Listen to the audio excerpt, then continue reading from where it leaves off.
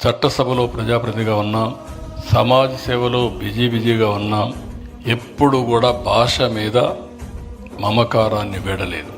తెలుగు భాషా సంస్కృతికి పనిచేసిన వ్యక్తి ఘంటాపదంగా చెప్పగలుగుతాను, మండలి వెంకటకృష్ణారావు గారు. 1957లో ఏప్రిల్లో ప్రథమ ప్రపంచ తెలుగు మహాసభల్ని హైదరాబాద్లో అద్భుతంగా నిర్వహించారు. ప్రపంచ తెలుగు సంఘాల ప్రతినిధులు ఒక వేదిక తెచ్చారు, సభను జయప్రదం చేశారు. ప్రథమ ద్వితీయ ప్రపంచ తెలుగు మహాసభలు నిర్వహించారు. అంతర్జాతీయ తెలుగు సంస్థ, విదేశాంధ్ర సేవా సంస్థల్ని స్థాపించారు. 78లో జరిగిన అసెంబ్లీ ఎన్నికల్లో మళ్ళీ పోటీ చేశారు, గెలిచారు. ఆ సమయంలో నేను కూడా ఫస్ట్ టైం ఎమ్మెల్యేగా అయ్యాను.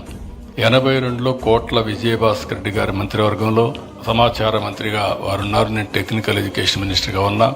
ఆ 5 సంవత్సరాలు వారితో కలిసి పనిచేయడం నా అదృష్టంగా నేను భావిస్తున్నానని చెప్పి కూడా నేను మీకు తెలియజేస్తున్నా.